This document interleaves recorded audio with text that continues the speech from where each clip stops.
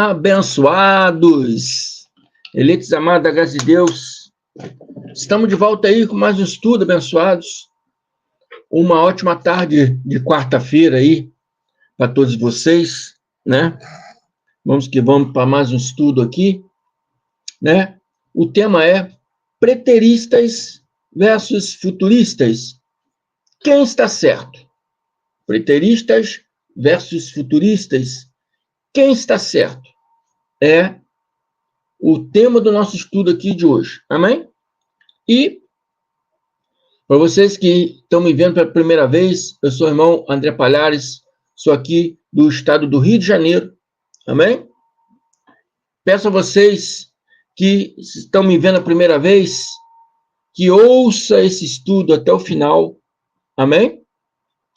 Como eu sempre digo, não julgo o livro pela capa, entendeu? Não julgo o vídeo pelo título, pelo tema, amém? Mas fica até o final, acompanhe todos os versículos que eu for apresentar, estude todas as coisas que eu for explicar aqui, amém? Para que você possa penetrar na sua mente, para que você possa entender de fato e verdade, e não ficar só, né, no achismo, né? Mas na certeza do seu coração e da sua mente. Então, eu peço a vocês que fiquem até no final e ouçam esse estudo. Se gostar, abençoados, se inscreva. Aperte o sininho de notificação para receber todos os vídeos novos do irmão André. Aperte o like, porque o like é importante para que o YouTube leve esse vídeo para muito mais pessoas. Amém? E convide pessoas para vir conhecer o canal do irmão André, canal MDCG André Palhares. Amém? E traga mais pessoas também para se inscrever. Estou a rumo aí a 1000 inscritos e peço a ajuda de todos vocês aí.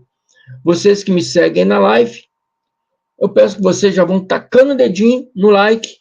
Não esqueça dos likes, abençoados. Tem gente esquecendo, abençoados. Tem gente esquecendo do like. Às vezes tem ali 10, 12 pessoas assistindo o vídeo e só tem 5, 6 likes. Não esqueça dos likes. Antes de iniciar, já taca o dedinho no like para não esquecer depois. Tem pessoas também saindo antes do vídeo terminar. Fica até o finalzinho, porque no finalzinho sempre indico o canal, né, do meu irmão Carlos Antônio, do meu irmão Evanildo da Cruz. Amém? Sempre indico o canal deles para que vocês também participem lá do canal deles. Então, fica até o final. Amém? Tem como eu saber aqui pessoas que estão saindo antes. Tem pessoas que estão saindo antes de terminar. Tem pessoas que não estão dando like. Amém? Não esqueçam, isso é importante. O irmão André pede isso de coração para vocês. Amém? Então, vamos lá, abençoados. O que é preterismo? O que é preterismo? Né? Eu conversei com uma irmã, mas minha irmã de sangue. Ela não entendeu bem. Falou, não, preterismo é passado. Então, vocês vivem do passado? Não, não é isso. Dá a entender isso, né? Dá a entender isso, porque preterismo é uma palavra do latim, que significa passado. Amém? Mas significa que acreditamos que todas as coisas do passado passou. Passado passou. Não podemos empregar para os dias de hoje. Está entendendo? Acreditamos, não por achismos, não por o que eu acho, mas acreditamos por evidências históricas e bíblicas, também evidências físicas, né, de que as profecias bíblicas já se cumpriram. E não podemos trazer essas coisas para os dias atuais. Amém? Então, abençoados, isso é preterismo. Os preteristas acreditam que as profecias bíblicas já se cumpriram. Jesus já veio, os mortos lá bíblicos já ressuscitaram, o juízo eterno, o juízo de Deus já teve, e era um juízo, não era um juízo do fim do mundo, era um juízo para os judeus.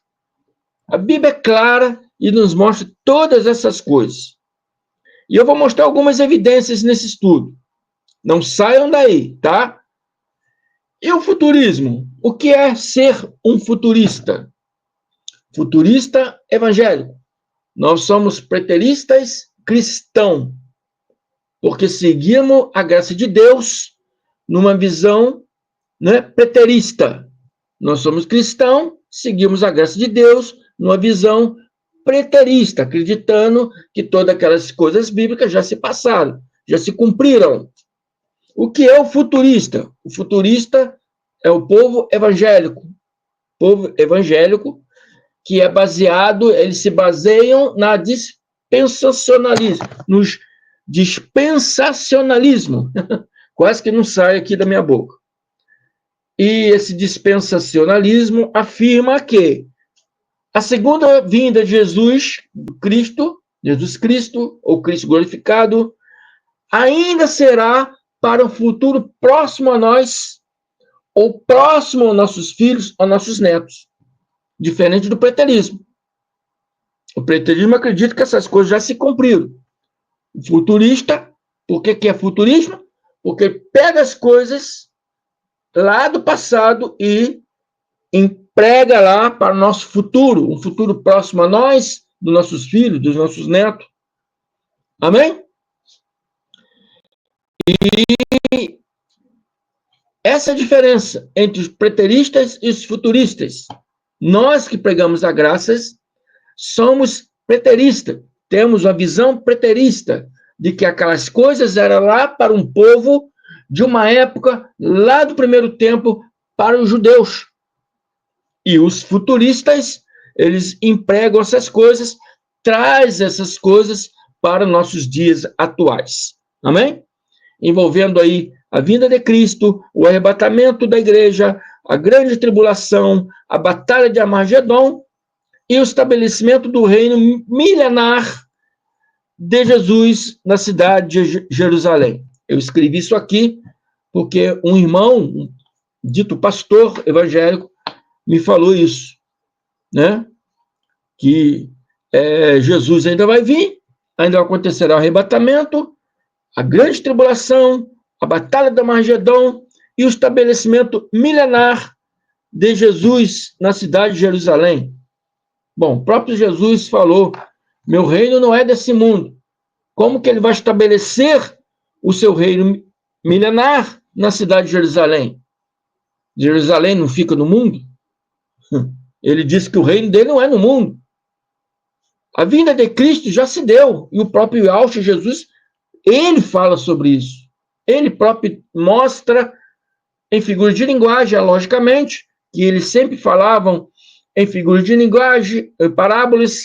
Ele próprio mostra quando foi a vinda dele. O arrebatamento da igreja é uma coisa mental dos pastores evangélicos. A Bíblia não fala sobre o arrebatamento da igreja. Amém?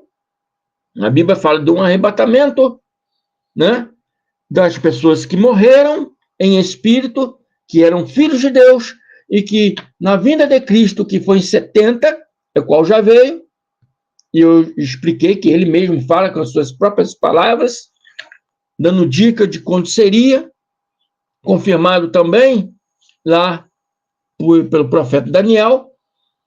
Ele veio, nesse dia que ele veio, os mortos, os espíritos, filhos de Deus, que ele chamava de dormindo, porque era uma linguagem cultural judaica, que, fulano, hoje nós falamos, fulano morreu. Eles falavam, fulano está dormindo, porque existia uma profecia de que quando o Messias viesse, os mortos ressuscitariam, mas o espírito daquele indivíduo ali ia ressuscitar e voltar para, né, a pátria celestial, né? A grande tribulação foi o juízo de Deus, que se deu no mesmo dia em que Cristo veio, que foi o juízo, que foi a invasão da cidade e do templo, também confirmado pelo profeta Daniel, né?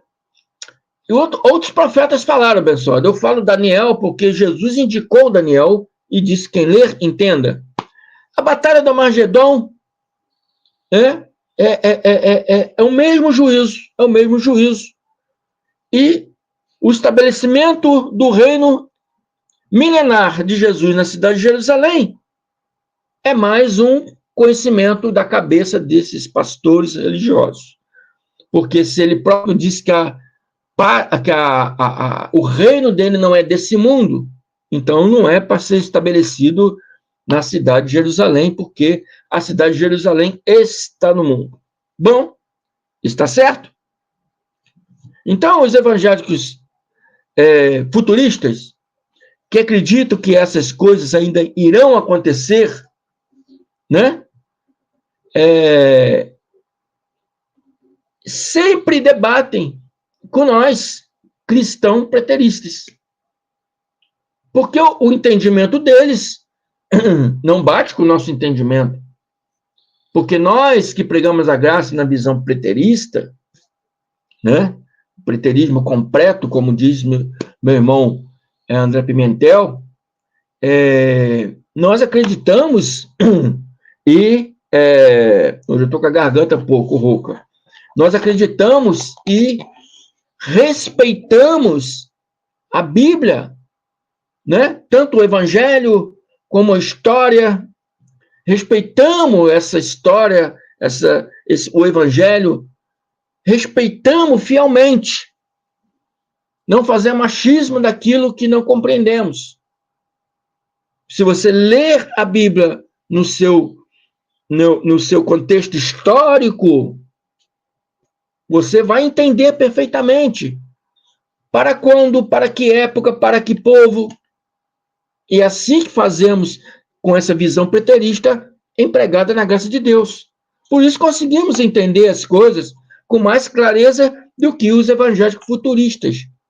Porque eles querem trazer aquelas coisas que foi para um povo, para uma época, para o povo judeu, na época, qual época?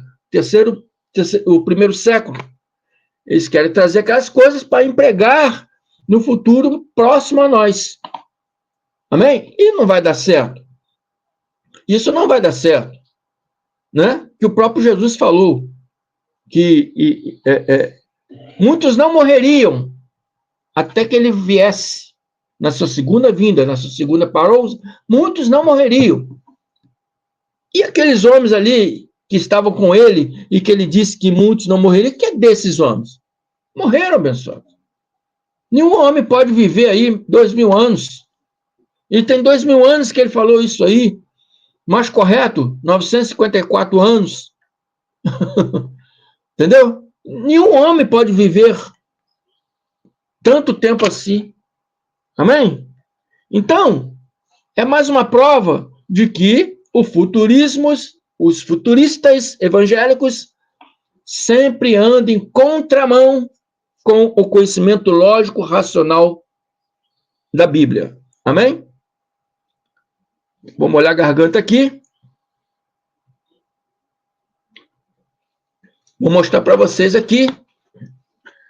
Olha o que Paulo de Tarso, o apóstolo Paulo, ele disse em 2 Tessalonicenses 2, 3, 4. Ninguém de maneira alguma vos engane. Ninguém, de maneira alguma, vos engane. Ninguém que vem com conjecturas, com achismo, vos engane. Amém? Não seja enganado quanto à vinda de Cristo, é o que Paulo está falando aqui. Porque não será assim, sem que antes venha a apostasia e se manifeste o homem do pecado, o filho da perdição. O que Paulo está dizendo aqui? Que antes da vinda do Cristo, né? Antes da vinda de Cristo, se manifestaria, já se manifestou, mas eu estou lendo no contexto histórico, se manifestaria o homem do pecado, o filho da perdição, que os evangélicos chamam de anticristo. Então, esse anticristo, ele teria que se manifestar, antes da vinda do Cristo, ele teria que se manifestar. Assim acreditam os futuristas evangélicos. Ele teria que se manifestar antes da vinda de Cristo. E Paulo dá características desse homem. Tem palavras que é difícil para me falar, mas saiu. O qual se opõe. Então, esse homem está falando de um homem. Não está falando de um diabo, Satanás, né? Um espírito demoníaco do anticristo. Não, está falando o homem do pecado, o filho da perdição. Então, está falando que esse homem tem uma característica. A característica dele é que ele iria se opor, igual diz aqui, se opõe e se levanta contra tudo que se chama Deus ou se adora. Então, ele seria um homem que ia se opor a tudo que fosse do Deus de Israel. A tudo que seria, né, para adorar o Deus de Israel, ele seria contra tudo isso. De sorte que se assentará como Deus, ele iria se assentar como Deus, no templo de Deus, querendo parecer Deus. Ele ia ganhar a batalha, ia sentar no templo de Deus, o templo lá em Jerusalém, e iria se sentir como Deus. Amém? Iria se sentir como Deus, querendo parecer Deus. Então, se ele, né, assentará no templo de Deus, fazendo-se de Deus, se Jesus ainda vai vir depois disso, desse acontecimento, né? Então, Paulo está dizendo que viria, antes dele vir, iria se manifestar o homem do pecado, o filho da perdição, correto? Vamos fugir da meada, não. Vamos pegar o fio da meada aqui. Então, Paulo diz que antes de Jesus vir, esse homem do pecado, filho da perdição, teria que vir primeiro, correto? Ele iria se assentar no trono de Deus, fazendo-se de Deus, correto? A pergunta que eu faço é o seguinte: se Jesus ainda virá, como diz os futuristas evangélicos, tem que ter um tempo para, né, o homem do pecado, o filho da perdição, se assentar no templo. Primeiro, tem que ter um templo, né, para ele invadir, destruir, se assentar no templo como Deus. Né? Se ele virar antes de Jesus seria manifestado essa pessoa e ele se manifestaria no templo. Amém? Tem que ter um templo. Essa é a pergunta que eu faço. Tem que ter um templo. Existe um templo hoje em Jerusalém? Não existe. Eu já falei, vários estudos eu falo. Só existe ruínas do templo. Ruínas do templo que houve. Então, é uma evidência física de que essas coisas aconteceram. Ele já veio, já destruiu. Não virá para destruir, mas já veio e já destruiu. Amém? E Jesus disse que a palavra dele tem que se cumprir. Tudo que ele ensinou ali tem que se cumprir. Ele disse em Mateus 24, 35, o céu e a terra passarão, não é numa visão, não é numa visão assim, vamos dizer assim, o terra, aqui é figura de linguagem, é figura de linguagem. O céu e a terra passarão é figura de linguagem. Uma irmã aí mandou um vídeo, né, de um cidadão, vamos chamar de irmão, né, conhecido como professor, teólogo. Então ele disse que esse céu e a terra é no âmbito físico. Enquanto existir um mundo, a palavra de Jesus não passará. Não, abençoado. Não é isso, você está errado. Céu e a terra é figura de linguagem. Jesus está falando que passarão dias, passarão tempos, passarão horas, mas as minhas palavras não hão de passar. Jesus falou que passaria tempos, minutos, horas, mas as palavras dele não hão de passar. As palavras deles iriam se cumprir. Então, se Jesus ainda vai vir, e se antes dele teria que vir o filho do pecado do homem, o homem do pecado, filho da perdição, que segundo Daniel destruiria a cidade e o templo, não tem mais templo. Ele vai destruir o quê? Então você entende aqui o quê? Claramente. Que isso já aconteceu. Não é como os futuristas acham que vai acontecer, mas é como o preterista, nós, que acreditamos que já aconteceu. Quem está certo e quem está errado? Os preteristas, abençoados. Os pastores futuristas dizem que Jesus falou que as palavras dele se cumprirá. Não, pastor. Já se cumpriram. Já se cumpriram. E ele disse, Mateus 24, 34, 35, em verdade vos digo que não passará esta geração, não é geração daqui do século 21, mas está falando a geração lá do século 1. Ele está falando, a palavra está narrando uma fala de Jesus lá para as pessoas que estavam com ele lá no 1º século, entre o ano 30 ao ano 33. Ano 30 ao 33, AD, ano Domini, ano do Senhor. E ele diz que em verdade vos digo que não passará essa geração, a geração do 1º século, sem que todas essas coisas aconteçam. Então, irmãos futuristas, não é para acontecer ainda, mas já aconteceram. Então, quem está certo? Os futuristas ou os preteristas? Mais uma vez, os preteristas. Amém? Em verdade vos digo que não passará esta geração. Agora, essa geração é a geração de 1990? É a geração do meu filho?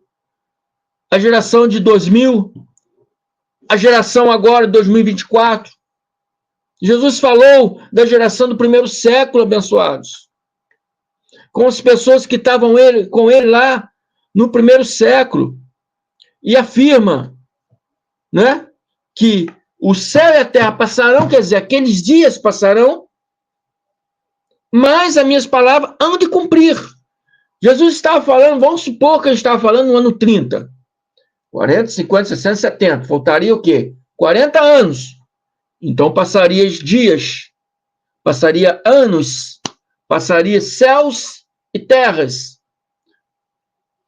Amanheceu, é um céu e uma terra. Escureceu.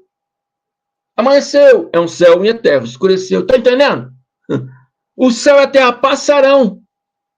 Tem dia e noite todo dia. É uma figura de linguagem, dizendo que dias passarão, dias e anos passarão. Aqui passaram 40 anos. Mas as minhas palavras hão de cumprir. Minhas palavras não passarão como o tempo, porque ela cumprirá. Então, passarão dias e anos, mas as minhas palavras se cumprirá ao que ele está falando. Ele repete de novo isso aqui. Então, como Paulo disse que o Cristo Jesus, para ele vir, teria que se manifestar primeiro o homem do pecado, o filho da perdição, e esse homem iria se assentar-se no trono de Deus, fazendo-se de Deus. Onde está o templo para ele se assentar no nosso século 21? Onde está o templo em Jerusalém hoje? Só há ruínas. Só há ruínas. Temos aqui prova bíblica, histórica bíblica, e temos aqui provas incontestáveis, física. Vai lá em Israel hoje, não tem templo. Pergunta o judeu, quando foi destruído? No ano 70 DC. No ano 70, talvez não diga DC, né? Depois de Cristo, porque ele não acredita em Cristo. Acredito que ainda vai vir o Cristo, né? Mas o ano é o ano, 70. Não tem como fugir à regra. Amém? Então, abençoados, qualquer judeu vai falar que o templo foi destruído pelos romanos em 70. E se você for lá hoje, só tem ruínas do templo. Quem derrubou o templo? O homem do pecado, o filho da perdição. E Jesus disse, quando o homem do pecado, o filho da perdição, viesse, que seria o dia também da sua vinda. O próprio Jesus confirma isso. Quando o homem do pecado, o filho da perdição, que ele usou em figura de linguagem, quando o abominável da desolação estiver no lugar santo, quando o abominável, né, estiver no lugar santo, no templo, esse será o dia da minha vinda. Jesus fala claramente aqui, com suas palavras, em figura de linguagem. E os discípulos perguntaram a ele, diz-nos quando sucederão, Mateus 24, 3, diz-nos quando sucederão essas coisas, e que sinal haverá da sua vinda e da consumação do século. E Jesus respondendo, dizendo, observem, Mateus 24, 15, quando, pois, vide o abominável da desolação do que falou o profeta Daniel no lugar santo, que ele entenda. Que ele entenda o quê? Que ele entenda que esse será o dia da minha vinda. Perguntaram a ele, qual será o sinal da sua vinda? E ele disse, quando vocês verem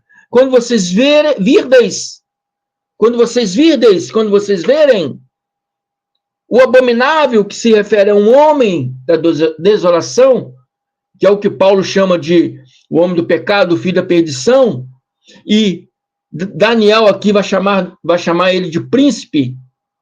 Quando vocês verem, então está se retratando o quê? De um homem, está falando de um homem, de uma pessoa, um homem. E Jesus está falando, quando vocês verem esse homem no lugar santo, quem lhe entenda.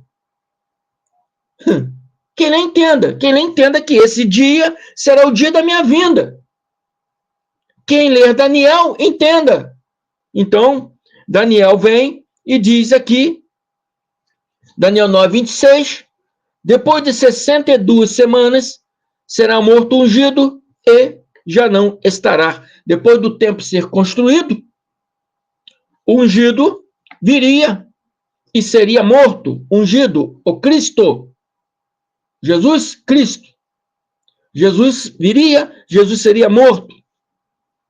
Quando ele foi morto? Aproximadamente no ano 30, né? No ano 33, né? Ele veio no ano 30. Foi morto aproximadamente no ano 33 AD, 33, dia do Senhor, ano Domini. Amém? E vejamos aqui um diálogo entre Jesus com os fariseus. E Jesus disse, João 2, 19, 21, derrubem esse templo, e eu o reconstruirei de novo em 3 dias. Eles disseram, a construção desse templo levou 46 anos, e você diz que vai construí-lo de novo em 3 dias? Então, futuristas, o templo que se falava, né, na narrativa histórica foi o segundo templo de Jerusalém, que confirma que essa palavra aqui, de João 2, 19, 21, aqui está confirmando. Eu não vou falar o templo que Jesus iria erguer, não vou falar nesse estudo. Só estou mostrando essa passagem para mostrar que ali os fariseus estão falando que haveria um templo. Tinha um templo que foi construído 46 anos, que eles disse. Então, no tempo de Jesus, tinha um templo ali. Tinha um templo. Né? Esse templo foi destruído pelos romanos. Eu bati aqui, caiu a caixinha de som. Esse templo foi destruído pelos romanos em 70 DC. Não há nenhuma ordem bíblica de construção de terceiro templo. Não há. Porque eles imaginam, talvez não está falando do segundo templo, talvez ainda construirá um terceiro templo e o Messias virá. Não. Não há nenhuma ordem bíblica de uma construção de terceiro templo. Não há isso.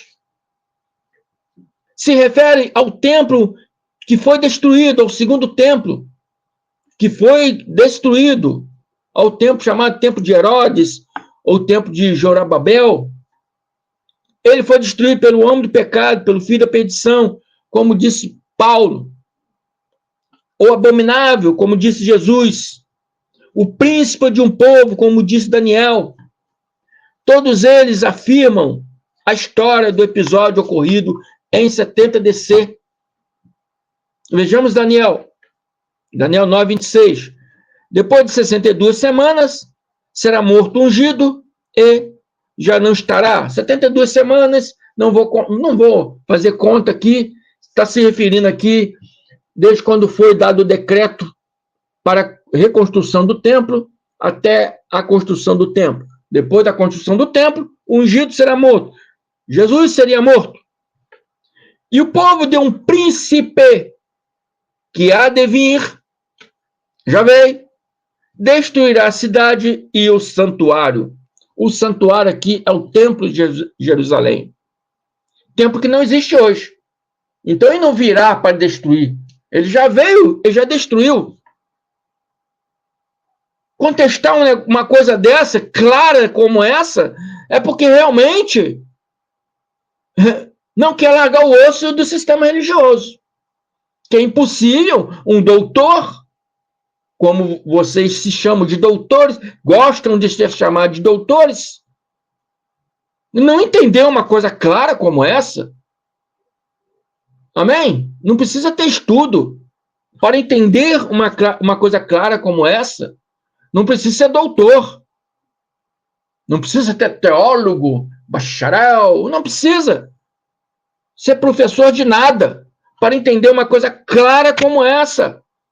E o povo de um príncipe que há de vir destruirá a cidade e o santuário. O santuário aqui se refere ao templo de Jerusalém. Onde está o templo? Já foi destruído. Pergunta lá ao judeu. Quem destruiu o templo? Os romanos. Os romanos. E o príncipe aqui está se referindo a Tito. Tito era príncipe. Até essa época ele era príncipe. Depois que a morte de seu pai, ele se, né, ele virou imperador. Mas até essa época ele é príncipe. Por que era príncipe? Porque era filho do imperador. Tito era filho do imperador Vespasiano, irmão do outro imperador depois dele, chamado Domiciano. Então ele era príncipe, porque era filho do imperador. Príncipe de um povo que há de vir. Que povo? Povo romano. Ele era príncipe do povo romano. E Daniel disse que ele viria destruir a cidade e o santuário. E qualquer livro histórico, ou qualquer judeu, sabe que essas coisas já aconteceram. Sabe que o templo que está em ruína lá em Jerusalém foi derrubado pelos romanos. Como que os doutores, teólogos, professores, que gostam de ser chamados de professores, não conseguem entender uma coisa clara dessa? E o fim será num dilúvio de guerras e destruições. Até o fim haverá guerra, desolações são determinadas. Então Jesus disse que tudo o que eu falei acontecerá. Essas coisas já estão determinadas. Passará o céu, passará a terra, mas essas coisas estão determinadas para acontecer no primeiro século. No primeiro século. Para aquelas pessoas do primeiro século. Para os judeus do primeiro século. Não podemos trazer essas coisas para os dias atuais. E o próprio Jesus relata em Mateus, 24, 34.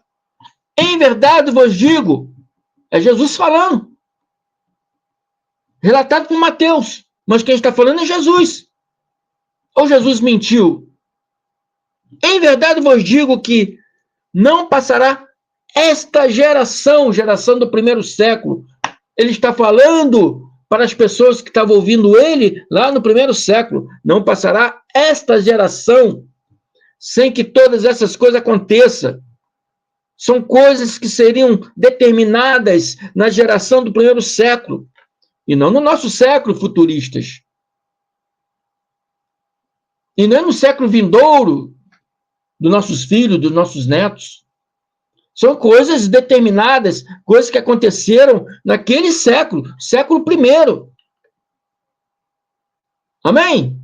Que foram cumpridos ali no ano 70. A vinda de Cristo, a vinda do filho da perdição, o homem do pecado, filho da perdição, a destruição, a invasão da cidade, a destruição da cidade e do santuário, que é do templo. Daniel chama de santuário, é o templo, né? A vinda de Cristo logo após, porque Paulo disse que ele viria depois do homem do pecado, filho da perdição se manifestar. Então se manifestou o homem do pecado, filho da perdição. Destruiu, invadiu a cidade e destruiu a cidade e o templo. Veio o Cristo. Os mortos em Cristo ressuscitaram para as partes celestiais. Amém? E o Armagedon, ou juízo, se concretizou naquele mesmo dia. São coisas para aquele século, para o povo de Jerusalém, para aquele primeiro século, e não para um futuro nosso, do século XXI. Não para o futuro dos nossos filhos, não para o futuro dos nossos netos. É isso, é aí que os futuristas erram. Ele quer pegar um acontecimento histórico judaico e trazer esse acontecimento para os dias atuais. É aí que eles erram. Amém? A hermenêutica preterística explica todas essas coisas. Enquanto a visão futurística evangélica fazem a cada dia crescerem, crente zumbi. Crente zumbi. Sabe o que é crente zumbi? Aqueles crentes que vivem uma vida sem conhecimento, sem visão, sem uma posição natural, porque não podem, eles não podem pensar nada além do que o pastor diz. Tem que seguir o que o pastor pensa. O que o pastor pensa, eu tenho que pensar. Eu já caí eu já caí num processo de ajudar um pastor evangélico no princípio da graça. Eu estava em graça, bem no princípio, e um pastor evangélico me chamou para ajudar ele na igreja dele. Uma coisa que não ia dar certo, né? Mas na época eu não tinha essa visão. Então eu achei que eu indo lá e falando um pouquinho, né? Figurativamente, igual Jesus fazia, eu poderia abrir a mente daquelas pessoas. Até que o pastor chegou perto de mim. Não, você sabe que eu sou pastor dessa igreja e você tem que ensinar as coisas que eu ensino. E virei para ele e falei, abençoado, irmão, eu ensino o povo as coisas que o Espírito Santo me dá para ensinar.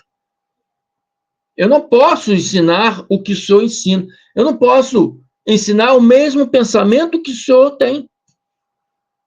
Eu não posso seguir a homens, embora o senhor sendo presidente da igreja. Eu não posso seguir a homens. Eu tenho que seguir o Espírito Santo. O que ele me dá. É o que eu falei para ele na época. Né? E hoje nós vemos a palavra Paulo falando a respeito disso. Se eu for servo de homens, não poderei ser servo de Cristo. Opa, derrubei o microfone aqui. Então Paulo fala, se eu sou servo de homens, não poderei ser servo de Cristo. Então o crente zumbi é assim. Eles vivem. Bom, na igreja é igual um robô, já programado para aquilo. Não, hoje é quarta-feira, eu vou para a igreja. Hoje é domingo, eu vou para a igreja. Tem que pegar minha Bíblia, enfio debaixo do braço, vou para a igreja. Quarta-feira, é domingo, é ceia, é batismo, é festa. É programado. É como um robozinho programado. Não tem a sua própria memória, não tem seu próprio pensamento. Tudo que eles acham, pensam, é o que o pastor disse. E os pastores evangélicos são futuristas. E os futuristas, né, andam de contramão com o evangelho e com a historicidade bíblica. Andam de contramão. Então, esses são os crentes zumbi. Como diz Marcos 8,18. Tem olhos, mas não vedes. E tendo ouvidos, ouvem. Mas não lembrais, não compreendeis. Amém? Assim vive os evangélicos futuristas, como zumbi. Amém? Trazendo coisas lá do futuro, lá do passado, né? Do passado de um povo, de uma época, do primeiro século, do povo judeu. Pegando aquelas coisas, tentando trazer aquelas coisas para o século presente nosso agora, século 21. Andando de contramão com a verdade, andando de contramão com a Bíblia, andando de contramão com a historicidade, e quem anda de contramão, bate. Já viu um veículo andar na contramão? Ele vai colidir. E essa colisão está na mente de cada um de vocês. Cada um de vocês. Aqueles que vão se despertando, glória a Deus. Glória a Deus aqueles que vão se despertando. Eu estava conversando aí com a irmã Lucimara. Despertou há um ano atrás. Glória a Deus por você, minha irmã. Continua conosco aí. Então, fico por aqui. Muito obrigado. Se inscreva no meu canal, canal MDCG André Palhares. Não deixa de apertar o sininho de notificações para receber todos os vídeos novos que eu for postado, que eu postar, né? Sexta-feira estou de volta. E dá o like, aperta o like, se inscreva, amém? Venha participar conosco, né? Desse conhecimento maravilhoso da graça de Deus, com essa visão maravilhosa preterista, amém? E você que está aí na minha live, não esqueça de apertar aí o dedinho no like, amém? Não esqueça, abençoados. Isso é muito importante. Taque o dedinho aí no like.